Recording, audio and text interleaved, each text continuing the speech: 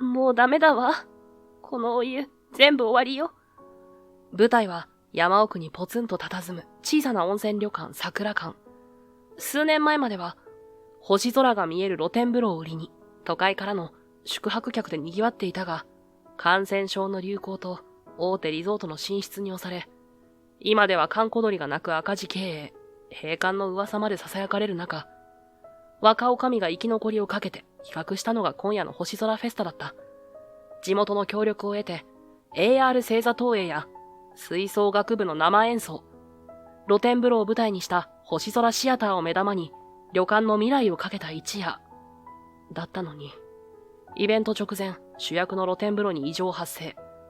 お湯は白濁し、異臭が立ち込め、客からは次々と苦情が入る。スタッフたちは青ざめ、若女将はその場に崩れ落ちた。俺が解決します。あまりにも静かな声に、その場の誰もが動きを止めた。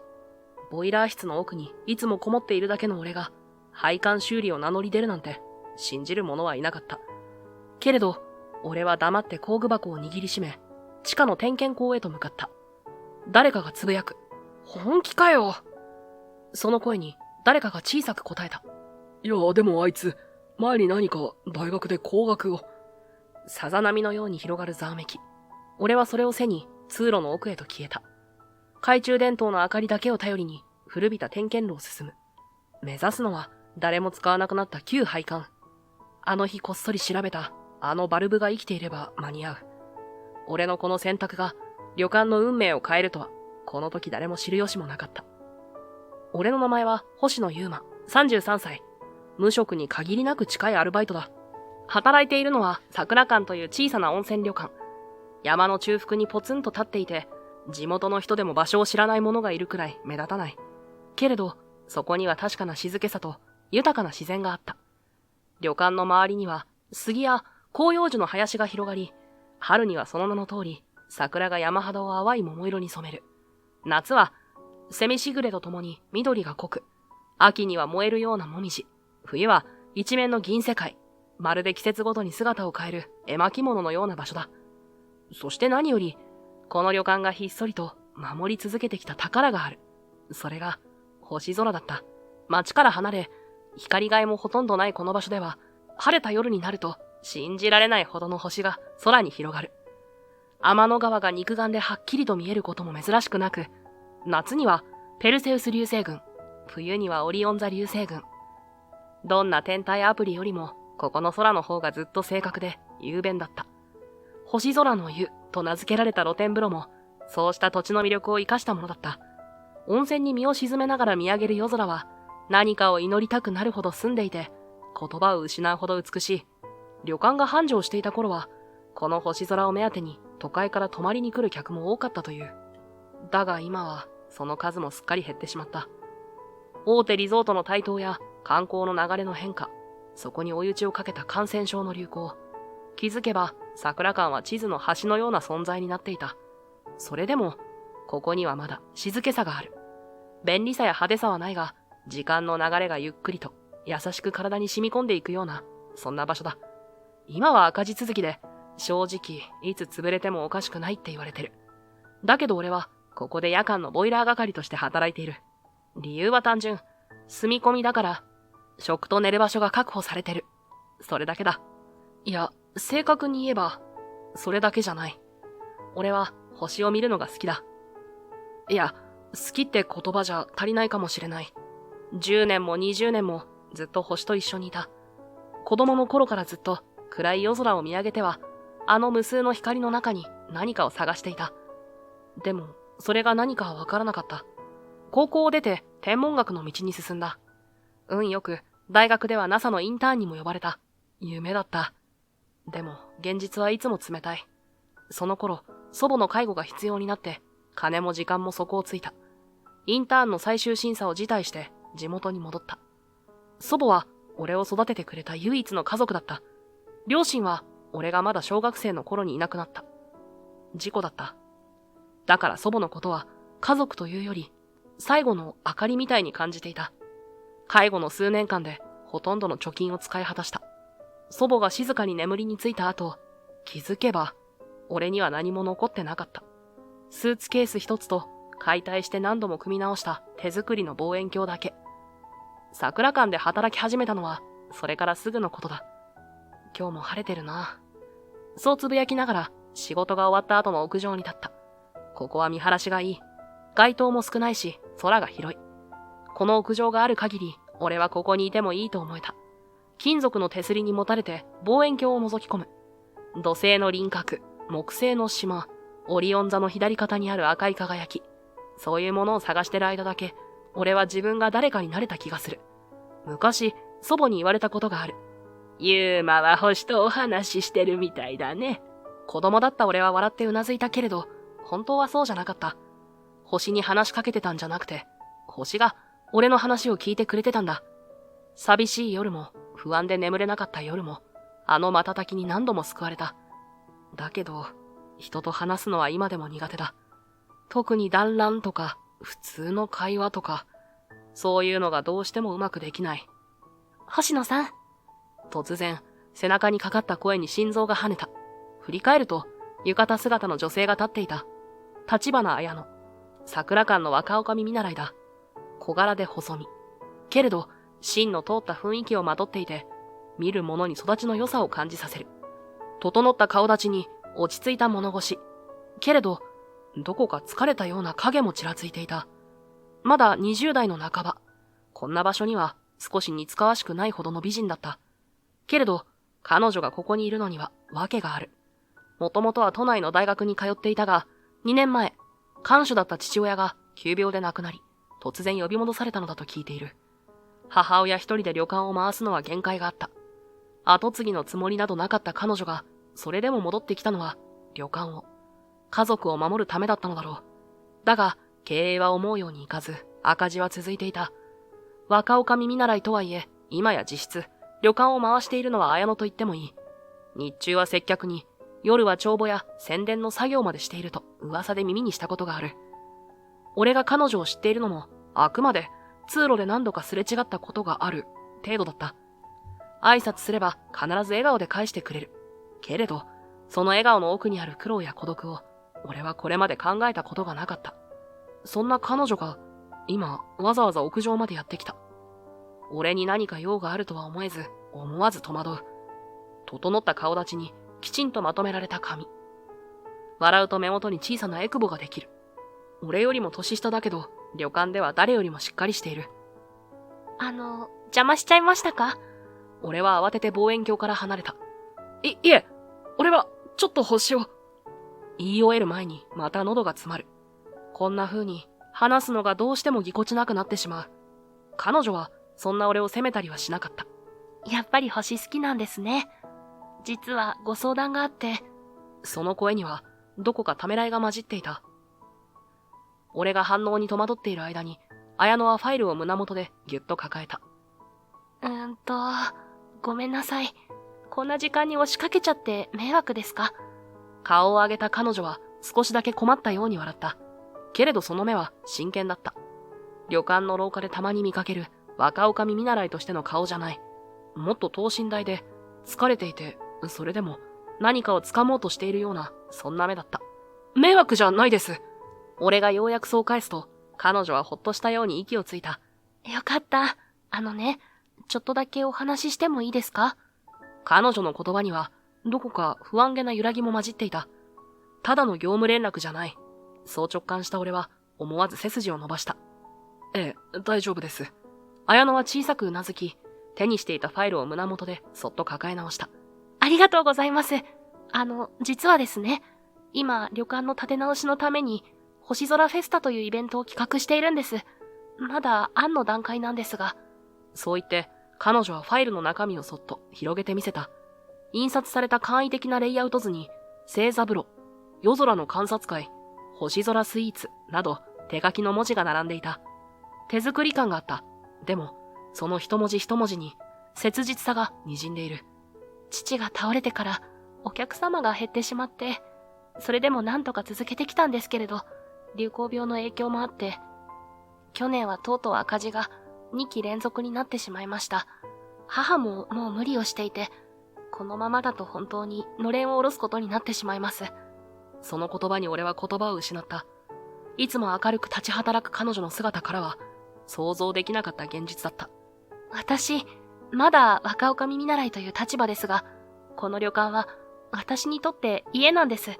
子供の頃からお客様の笑い声が響くお座敷や、湯気の向こうで父と母が働いている姿が当たり前の景色で、声が少しだけかすれた。けれど、彼女はすぐに目元を上げ、語気をほんの少しだけ強めて続けた。だから、今できることは何でもやろうと思っています。SNS での宣伝や、外部とのコラボ企画とか、でも予算が足りなくて、全部手作りです。本当は、プラネタリウムのプロの方にお願いしたいところなんですが、それも叶わなくて。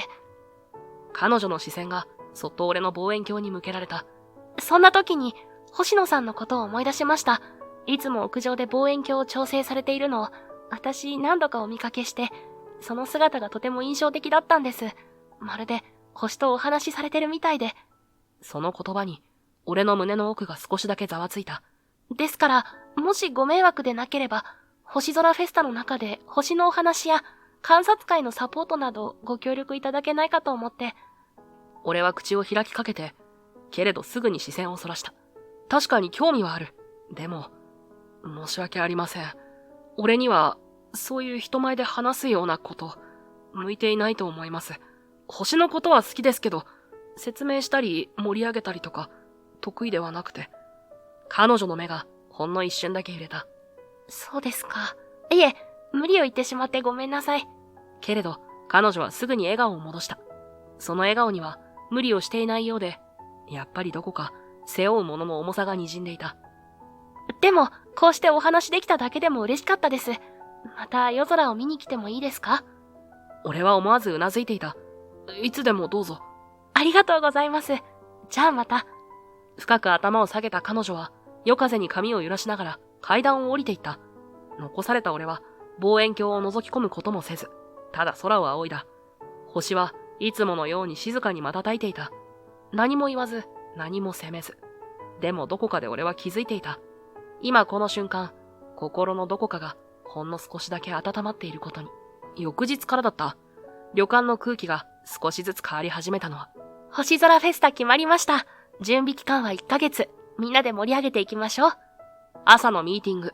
いつもは事務的に終わる内容のはずが、今日は違った。中央で声を張ったのは綾乃だった。手には色とりどりのパンフレットと、イベントの企画書がある。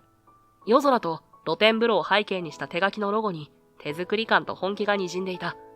星座早見表を使った夜のガイドツアー。それから高校の科学部とのコラボで星空教室を、遊星館の屋上をプラネタリウムみたいにするつもりです。それと星にちなんだ特別メニューや館内イベントも。彼女は一息で言い切ると周囲を見渡した。料理長、中井頭、清掃スタッフ、みんな少し驚きながらも真剣に耳を傾けていた。そしてもちろん星空の湯も目玉になります。夜のお風呂から星が見えるってうちだけの特権ですから。それを聞いて俺の視線に彼女の目がスッと重なった。ボイラーの調整もいつもよりお願いしてしまうかもしれません。星野さん、どうかよろしくお願いします。俺は一瞬だけ迷ったが、うなずいた。できる範囲でやってみます。それだけでも綾乃は嬉しそうに笑った。俺にはまだ自分が何をすべきか分かっていなかった。けれど、その笑顔を見て背中を預けられた気がしたのは確かだった。それから数日、旅館はにわかに慌ただしくなった。浴衣に星の刺繍を加える縫製の業者が出入りし、屋上には簡易スクリーンを貼る足場が組まれた。桜館は久しぶりに活気づいていた。俺の仕事は相変わらず、ボイラー室での油温管理と配管の見回り。けれど、フェスタを前にして、俺なりに何かできることはないかと考え始めていた。そんなある日、綾乃が打ち合わせから戻ってくるところに出くわした。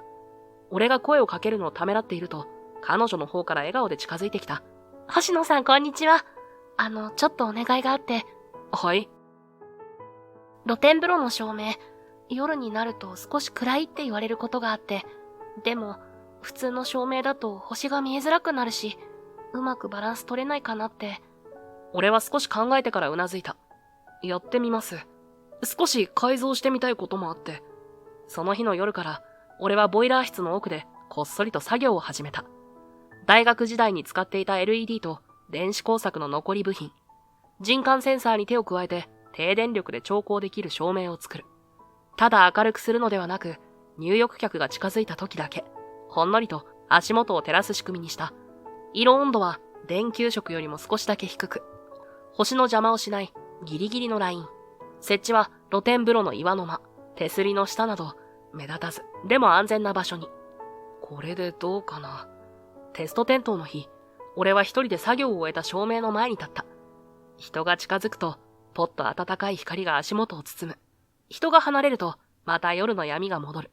星はどこにも逃げなかった。その夜、露天風呂に入った数人の客から、雰囲気がいい。星がちゃんと見えるのが嬉しいと声が上がったと、後で中井から聞いた。翌朝、食事の片付けを終えた綾乃が、わざわざボイラー室までやってきた。星野さん、昨日の照明、本当に素敵でした。ありがとうございます。俺は少し戸惑ってしまった。ありがとうございますなんて、仕事以外で言われたのは、どれくらいぶりだろう。いえ、大したことじゃないです。自分の趣味みたいなもんですし。そんな風には見えませんでしたよ。お客様みんな感激してました。星がちゃんと見えて、でも安心できるって、お子さん連れのお客様なんか特に喜んで。綾乃は目を細めて柔らかく笑った。その笑顔に胸の奥がじんわりと温かくなる。フェスタが始まったら、みんなきっと星野さんのこと、星の人って呼びますね。冗談めかしたその言葉に、俺もつい小さく笑ってしまった。綾乃がそう言って立ち去った後も、俺はしばらく、ボイラー室の前に立ち尽くしていた。こんな風に人と関わって、自分の知識が誰かの役に立つなんて、それがこんな風に嬉しいことだったとは、ずっと忘れていた。手を動かすだけの日々、時間を埋めるための作業、それが誰かの笑顔につながる。そんな当たり前のことが、こんなにも胸に染みるなんて思わなかった。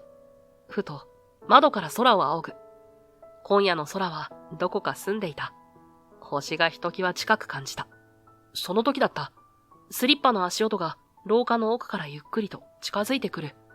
ぬるりとした空気をまとった聞き覚えのある声が空気を割った。いやー、いい仕事してますね。星野さんでしたっけ？振り向くと、久我山が立っていた。浴衣の上に羽織をかけ、手には旅館のロビーで提供されるお茶を入れた湯飲み。まるで自分の家かのような足取りで、俺の前まで歩いてきた。こうやって明かりにこだわって演出するの大事ですよね。お客さんは雰囲気で選びますから。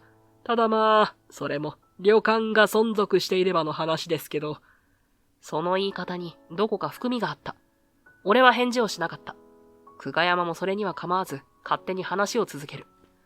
最近あちこちの旅館が建て替えとか、経営交代とかしてるでしょ。やっぱり今の時代規模がものを言うんですよ。個人で続けるにはちょっと厳しすぎる。そこに、ちょうど綾乃が通りかかった。配膳室から出てきたところで、俺たちの姿に気づき、足を止めた。久我山さん、お部屋にはもうお通ししましたが？でも少し気になって、せっかく来たんですから、最後まで見届けたいじゃないですか。ねえ、これから先、どうなるのか。その目は笑っていたが、言葉にはトゲがあった。明らかに、ここは長く持たない、とでも言いたげな雰囲気。綾乃は一歩前に出て、まっすぐに言った。どういう意味ですか？いやいや、深い意味はないですよ。ただ、いくらイベント打っても限界ってあるでしょ。立地も施設も古くて使いづらいし、スタッフの数も限られてる。あがいても結局は淘汰されるんじゃないかなって、まあ個人の意見ですけどね。そういう個人の意見をわざわざ客としてきて伝える必要があるとは思えません。おや、厳しいな。でも現実ってそういうものでしょ。古いものはいつか終わる。それを誰がどう止められますかね。綾乃は一瞬だけ息を飲んだが、すぐに視線を強くした。それでも、私はここを続けたいと思っています。この場所にしかないものを知っているからです。この場所にしかないもの？はい。例えば、星を見上げながら湯に浸かれる静けさとか、顔の見える接客とか、そういうものは都会の最新リゾートにはないものです。うちはそれを大切にしてきました。久我山はふっと鼻で笑った。理想論ですね。けれど、そんなぬくもりでは時代には勝てませんよ。もうすぐ答えが出ると思いますけど、せいぜい頑張ってください。それだけ言い残すと、彼は湯飲みを持ったまま、また廊下をゆっくりと歩いて消えていった。後には、少しだけ重くなった空気と、綾乃の静かな眼差しだけが残った。あの人誰なんですか？俺が問うと、綾乃は帳場に目を落とし、小さく息をついた。久我山隆さん。隣町のリゾート施設の現場責任者です。最近はもう、経営側にも口を出してるって噂ですけど。彼女の口調は穏やかだったが、その奥には明らかな警戒心が滲んでいた。うちにも何度か来たことがあるんです。前はもっと柔らかい物腰で、連携をって言ってましたけど、何のことはない。買収の話でした。俺は思わず、彼女の顔を見た。買収ですか？はい。桜館を引き取って、リゾートの別館にするって。でも、うちは個人経営ですし、祖母の代から代々やってきた宿です。その都度、お断りしてます。淡々とした口調の中に強い意志があった。それに、買収されたら、おそらく大手の運営になって、価格もサービスも一律になります。お料理も、セントラルキッチンで一括調理。接客もマニュアル中心で、効率化が最優先。そうなると、ここらしさが全部なくなってしまうんです。彼女の指が帳場の木目をそっとなぞった。私はここが好きなんです。古いけど、手間はかかるけど、それでもちゃんと人の顔が見えるおもてなしが、ここにはあるから。言葉を選ぶようにしながらも、綾乃の声はしっかりとしていた。ここが潰れたら、土地は更地になってきっと誰かの施設に変わる。でもそれってもう、桜館じゃないんです。だから私は守りたいんです。お金では買えないものがここにはあるから。その目はまっすぐに俺を見据えていた。その一瞬、俺の中で何かが静かに重なった。夜空に浮かぶ星の光。遥か昔に放たれた光が何年何千年もの時間を超えて今この瞬間に届いている。その光。俺が子供の頃から見上げていたのはただの光じゃなかった。あれは遥か彼方で何かを残そうとする意志だった。そして今、目の前でまっすぐに言葉を紡ぐ彼女の姿があの星と重なって見えた。消えそうなものを一生懸命に黙々と守ろうとしている光。俺は長いこと自分のことを壊れたままだと思ってた。夢を途中で手放して祖母の介護に戻って、それからはただ生きるために働いてきた。やりたいことを語るなんて恥ずかしくてできなかったし、人に期待されるのも怖かった。だからこそ自分を裏方に閉じ込めた。でも、俺にもできることがあればやってみたいと思います。その言葉が自分の口から自然と出ていた。綾乃が目を見開いたまま静かに微笑む。本当ですか？はい。まだ何ができるかはわからないけど、でも俺、この旅館が好きかもしれません。ここで見る星も、ここで暮らす人も、言ってみて自分でも驚いた。好きなんて言葉はきっともう何年も使ってなかった。そう言っていただけて嬉しいです。綾乃はふっと笑った。その笑顔はさっきまでの凛とした表情とはまた違って、どこか緩んでいて柔らかくて星の光みたいに暖かかった。フェスタまであと2週間。旅館は準備の真っ只中だった。屋上には地元の高校生たちと作った AR 星座投影のテスト装置が組まれ、俺はその電源と制御系を担当した。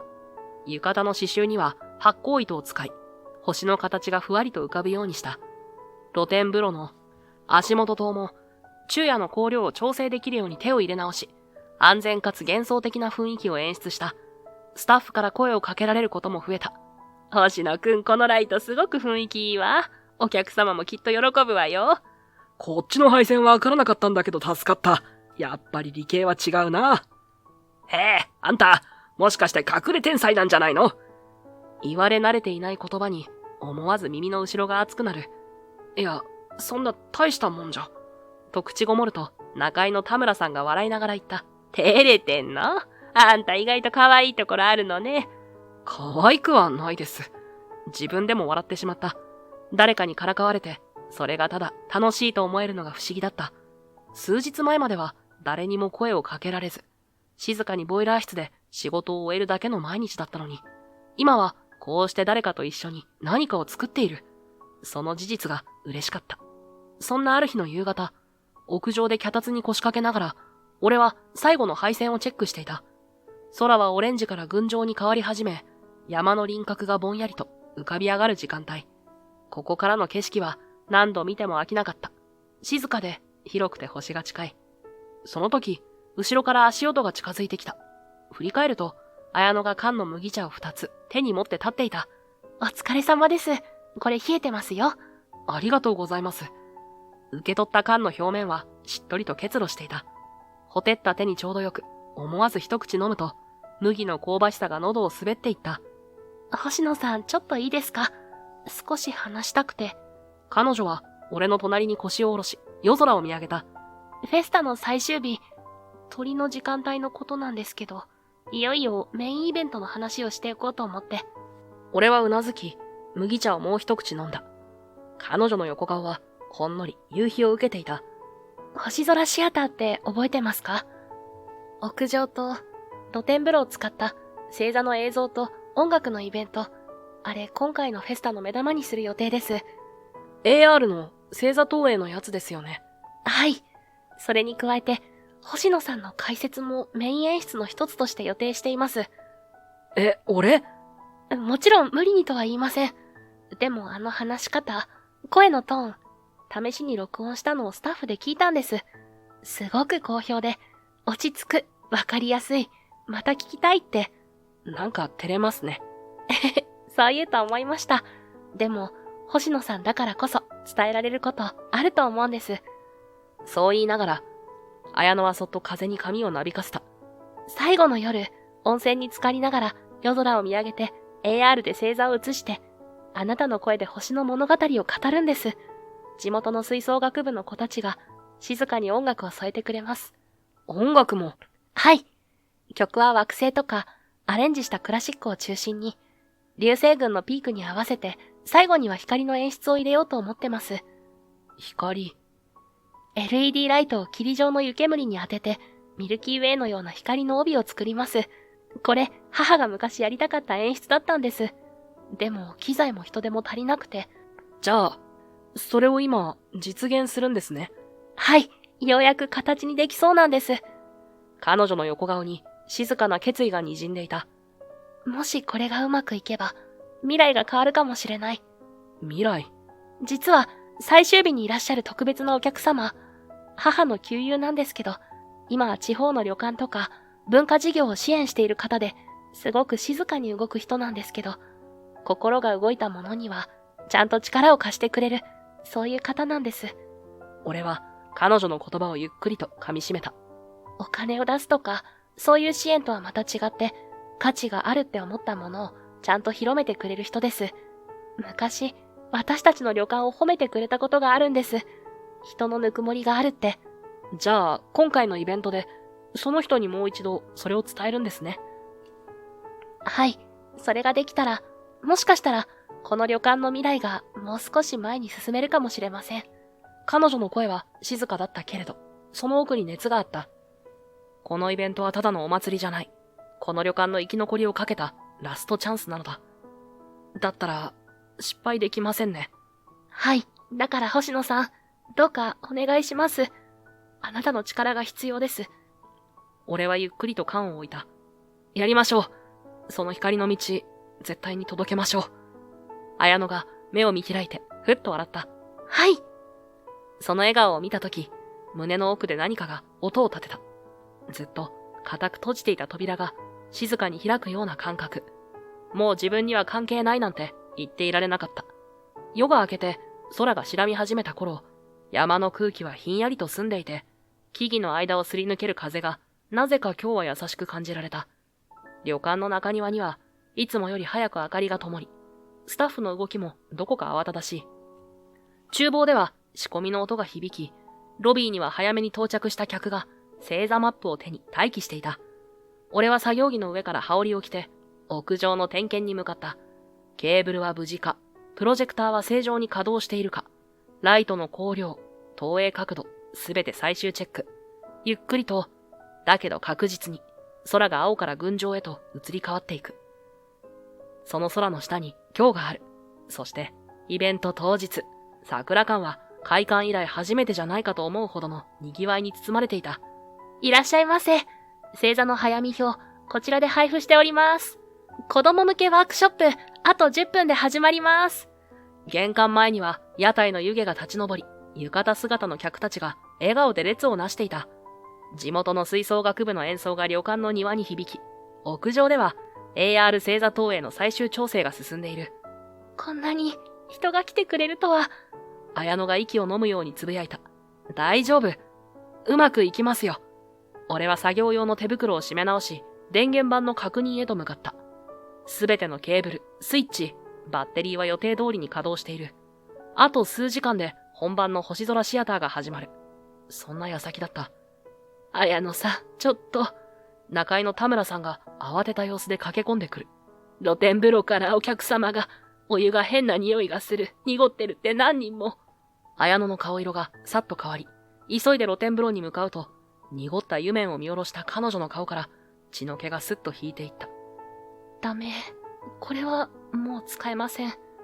露天風呂の縁に膝をつき、お湯に手を浸した彼女はすぐにその手を引っ込めた。匂いもあるし、濁りもひどい。これ、今からじゃ完全には戻せません。彼女の肩がわずかに震えていた。普段どんなことにも冷静に対応してきた綾乃が言葉を失いかけていた。まさか、今日に限ってこんな。その声は細く、かすかだった。そこへ中井頭の田村が駆け寄ってきた。腕まくりをしながら眉を潜める。ちょっとあんた、どうなってんのよこれ。この状態じゃお客さん入れられないでしょ。下手したら保健所からも怒られるわよ。綾乃は何かを言いかけたが、声にならなかった。背後では、厨房スタッフの声がかすかに聞こえていた。露天使えないって。メインイベント、屋上と連動してるんでしょ。どうすんのよ。星空シアターって名前まで打ち出してさ。もう一人、清掃担当の佐野が首を振りながら低く言った。配管までいじるなら、直すのに丸一日はかかる。しかもこの状態じゃ、ろ過システム全部止めて入れ替えなきゃ。イベント、間に合わないだろうな。その言葉に場が凍りついた。綾乃は立ち上がろうとしてよろけた。ごめんなさい。全部私の責任です。もっと早く点検していれば、お父さんだったらこんなこときっと。その瞬間、田村が思わず声を荒げた。やめなさいよ、そんなこと言うの。責めてるわけじゃないけど、でも現実どうするの？満室よ、今夜。子供連れも多いし、星が見える露店を目当てに来た人も大勢いる。温泉がこれじゃ、フェスタの顔が立たないのよ。もう、終わりかもしれない。綾乃がぽつりとつぶやいた。その言葉が風に乗って屋上まで届いた気がした。スタッフたちの目もみんな下を向いていた。希望があった分、その反動は深かった。数週間をかけて、ようやく掴みかけた奇跡の夜。それが目の前で崩れていく。夕方の空は群青色へと染まりつつあった。空には確かに星が一つ二つ顔を出し始めているというのに、誰もが下を向いていた。給配管、まだ使えるかもしれない。口にした自分の声は思ったよりも冷静だった。驚いた顔をしてこっちを見た田村さんに、図面で見た限りでは閉じられてるけど、実際には塞ぎきれてなかった部分がある、と説明した。それは数日前の夜勤の時にたまたま気づいたことだった。配管の点検中、一つだけ妙に錆の薄いバルブがあって、気になって軽く回してみた。すると音がした。水の気配がまだそこに残ってた。俺、やってみます。綾乃さんが思わず声を震わせていた。星野さん、本当にそんなことできるんですか？できます。やります。正直、自信があったわけじゃない。でも、もうやるかやらないかのどっちかだった。誰かに命令されたわけじゃない。責任がある立場でもない。ただ、ここを守りたいと思った。それだけだった。工具を抱えて、点検口を抜けた。地下は薄暗く、湿気と金属の匂いが入り混じっていた。懐中電灯の光がコンクリートの壁に跳ね返る。給配管のバルブに手を伸ばすと、あの夜と同じ鈍い金属の感触が手に返ってきた。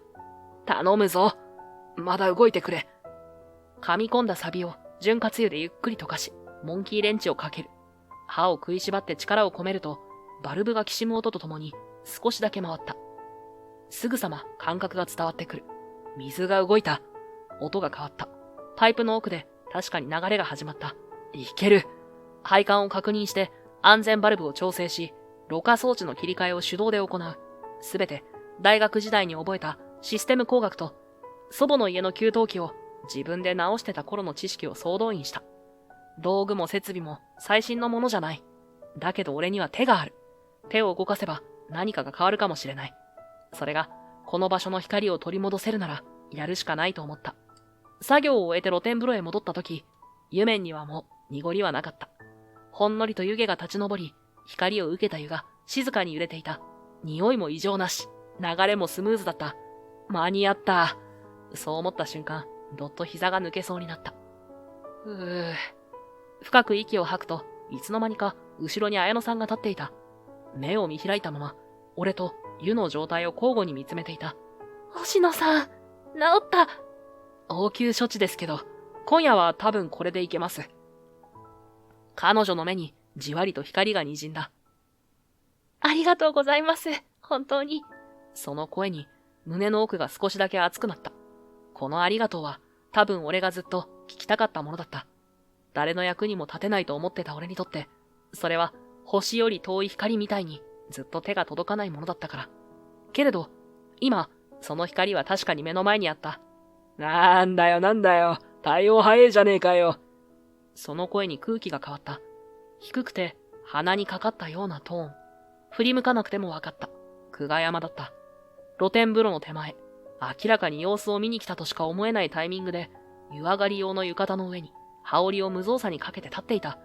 手にはいつものように、館内の湯飲み。悠々とした足取りで、俺と綾乃さんの間に近づいてきた。ったく、イベントの当日になって水が濁るとかスリル満点だな。綾乃さんがピタリと動きを止めた。久我山さん。その声には、緊張と疑いと少しの怒りが滲んでいた。久我山は、あくまでとぼけたように肩眉を上げる。何？なんか俺変なこと言ったか？まさか、あなたが。俺が？何を？わざとらしく肩をすくめる。その動作が逆に違和感を増幅させていた。濁りの件です。露天風呂の湯が意図的に汚染された形跡があります。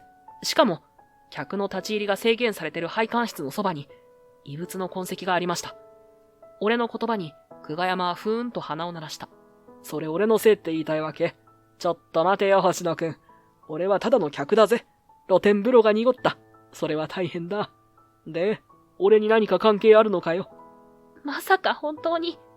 綾乃さんが一歩、久我山に近づいた。何のことかさっぱりわかんねえな。湯飲みをくるくる回しながら、久我山は小さく笑った。しらばっくれても無駄ですよ。俺の声はさっきよりも低かった。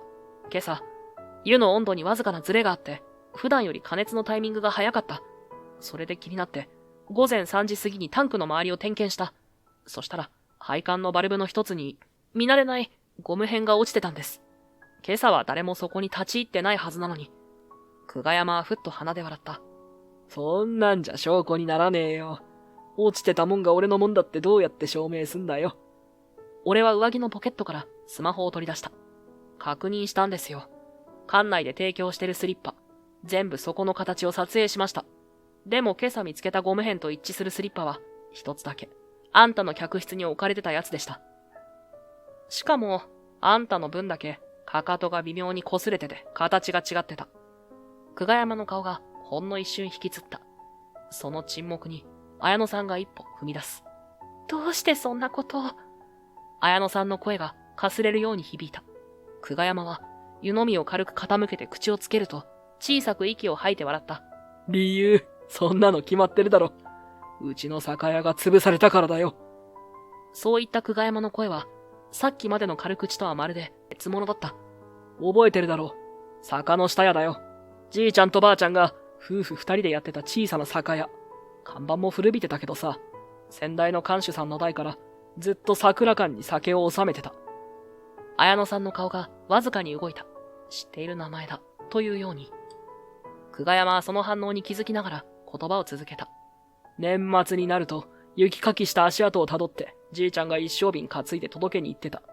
ばあちゃんはその間にラベルを貼って毎年違う絵柄の正月限定のやつ手書きしてさ、昔ながらの地元の酒屋だったんだよ。彼の声に少しだけ震えが混じっていた。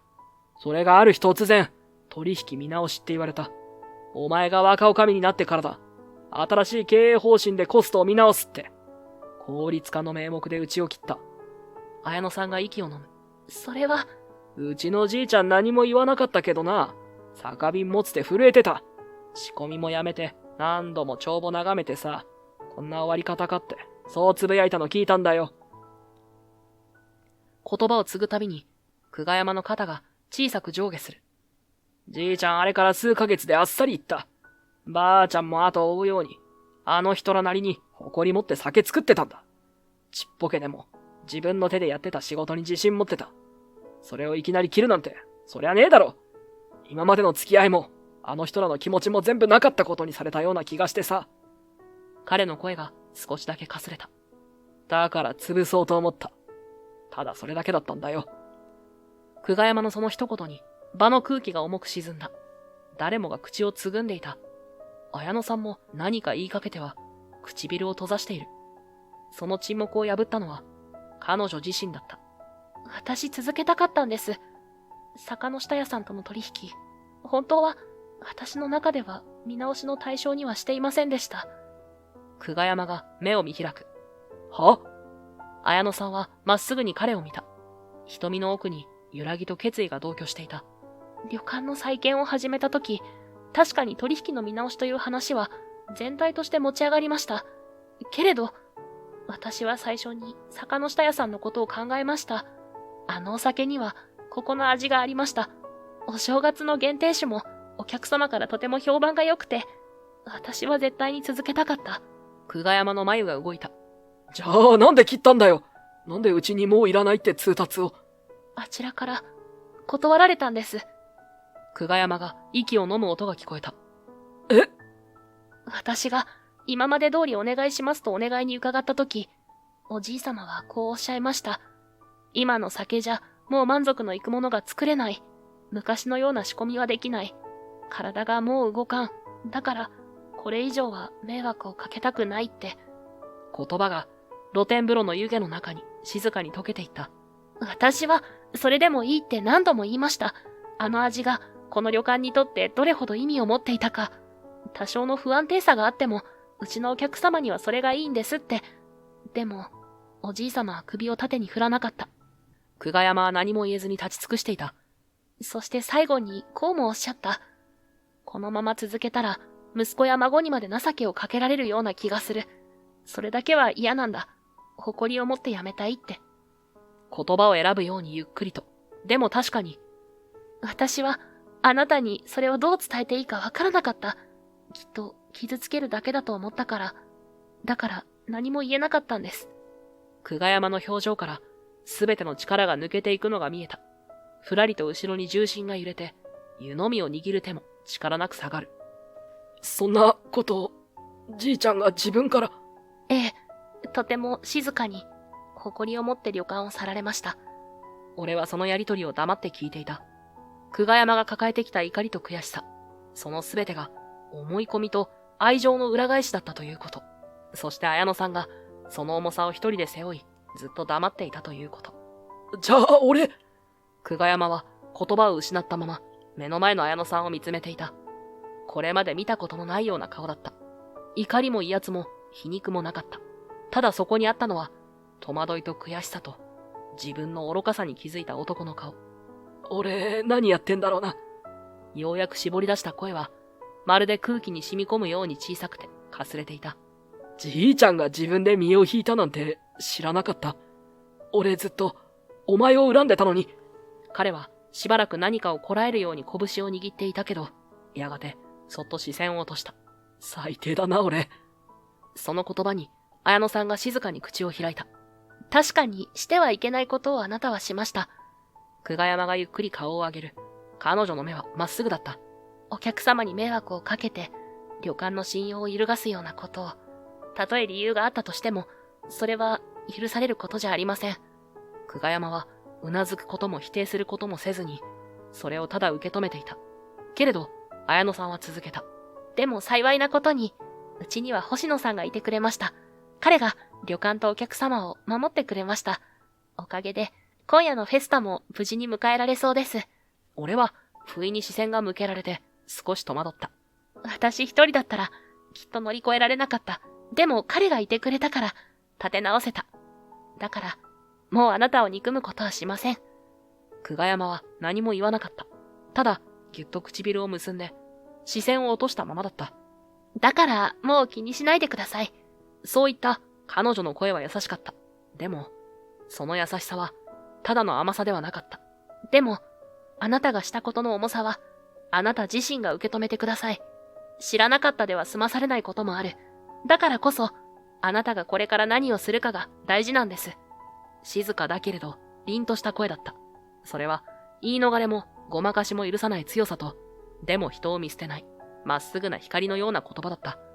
久我山は、それに何も返せなかった。ただ、しばらく黙っていた後、ようやく、小さく頭を下げた。わかった。ありがとう。そして、ごめん。それだけ言うと、ゆっくりと背を向け、湯煙の向こうへ歩き出した。その背中が小さくなるのを誰も止めなかった。夜の空気は少しだけ冷えてきていた。けれど、不思議と、心の中に残るのは冷たさじゃなかった。誰かが何かを失い、誰かがそれを支え、そしてまた少しずつ歩き直していく。そしてメインイベントが始まった。場内の明かりがスッと落ちた。天井に星が浮かび上がる。ただの投影じゃない。地元の高校生たちと何度も試作して完成させた AR による星座投影。流れる音楽も、照明も空気までも、すべてが今日のこの一瞬のために仕掛けられたものだ。俺は会場の後方でマイクのスイッチを確認しながら小さく深呼吸した。客席には浴衣姿の人たちが静かに座っていて、子供たちが小声で星の名前を言い合っているのが聞こえた。綾野さんが遠くでこちらを見て、そっとうなずいた。イベントは順調だった。あれだけのトラブルがあったことなんて、きっと誰も思っていない。いや、思い出さなくていい。それでいい。天井に流れる天の川の映像が、やがてオリオン座へと移り変わっていく。俺はマイクをオンにし、少しだけ空を見上げながら語り始めた。皆さん、こんばんは。桜館スタッフの星野優馬と申します。ざわめきが一つ空気の中で揺れて静まった。今夜は、この星空の湯にお越しいただき、本当にありがとうございます。このイベント実は、かなりの特貫作業でした。前の方に座っていた何人かからクスッと笑い声が漏れる。屋上に特設の照明を組んで、AR のプロジェクターを設置して、露天風呂の照明も星が見えやすいように調整しました。実は、今皆さんの足元で光っている明かりも手作りのセンサー式照明なんです。言いながら自分でも少し照れくさくなる。普段はボイラー室の中にいるような人間が、まさかこんなイベントに関わるとは思いませんでした。でも気づいたら、夢中で手を動かしていました。天井にはオリオン座が浮かび上がっていた。プロジェクターの光が夜の屋根をゆっくり流れていく。見えているこの星たちは、ほとんどが何百光年も先にあります。例えば、あそこに輝いているリゲル。あれは地球から約860光年先にある恒星です。つまり今見えているその光は860年前に放たれたもの。星の過去が今私たちの目に届いているというわけです。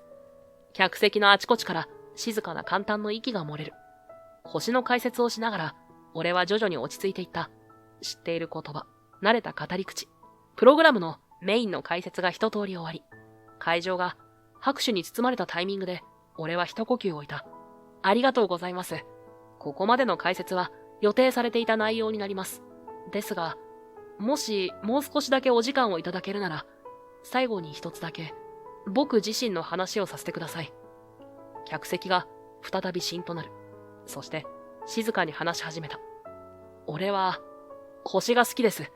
それはただ美しいからとかロマンチックだからとかそういう理由だけじゃなくて、俺が星を見上げるようになったのはきっと幼い頃両親を亡くした日からです。その時何が起きたのかちゃんとは理解できませんでした。ただ朝起きたら家には祖母しかいませんでした。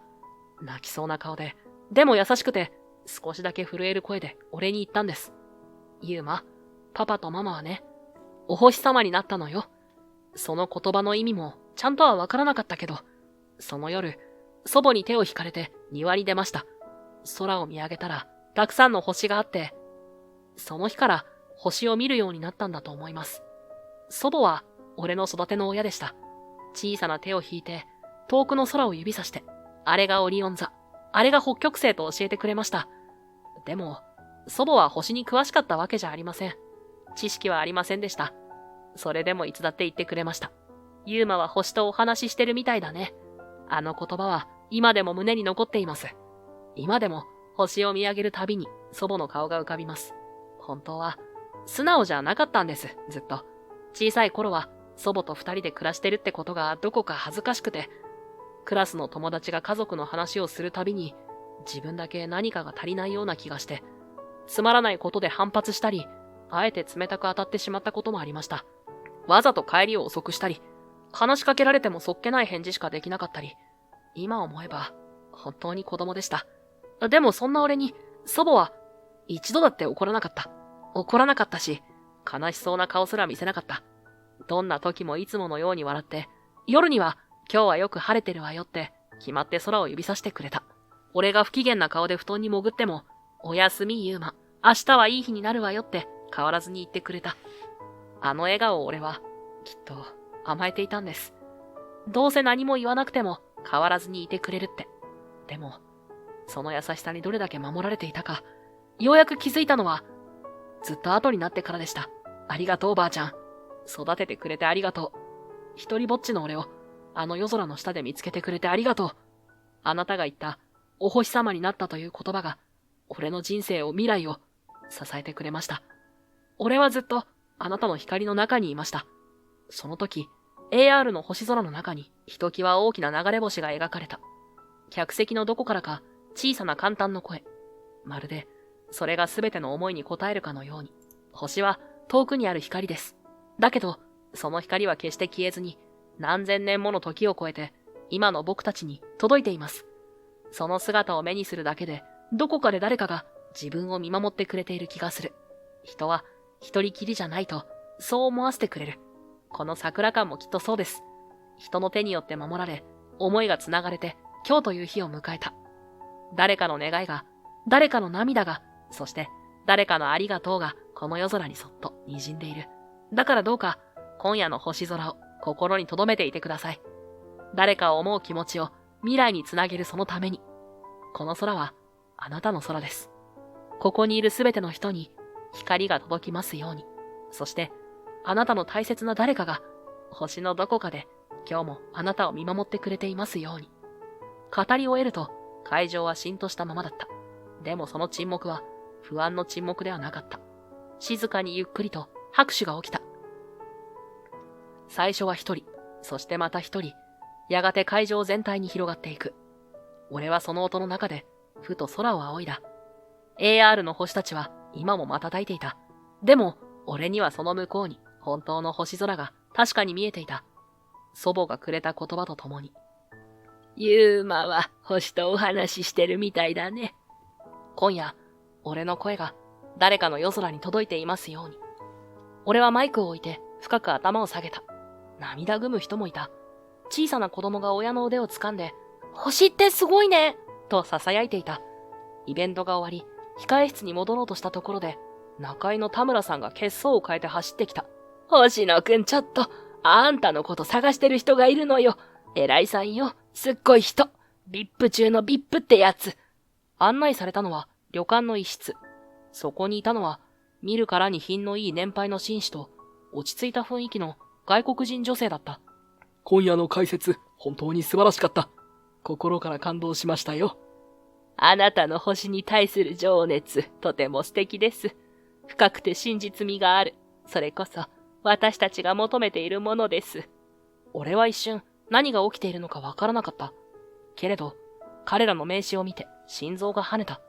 日本側の紳士は、地方創生と文化保全に尽力する実業家で、旅館への支援を約束してくれた。そしてもう一人の女性は、NASA の関係者だった。実は、ここにいる友人と一緒に日本を訪れていたんです。まさかこんな小さな温泉の町で、こんなに心を打つ話を聞けるとは思いませんでした。それに会場の設備や技術など、ハイセンスなものばかりで驚きました。もしご興味があれば、星野さん、NASA でのポジションをご提案したいのです。信じられなかった。ずっと目指していた場所。手が届かないと諦めていた場所。大学時代にインターンの最終選考を辞退して以来、胸にしまい込んでいた夢。NASA で働きませんか？言葉に詰まってうまく答えられなかった。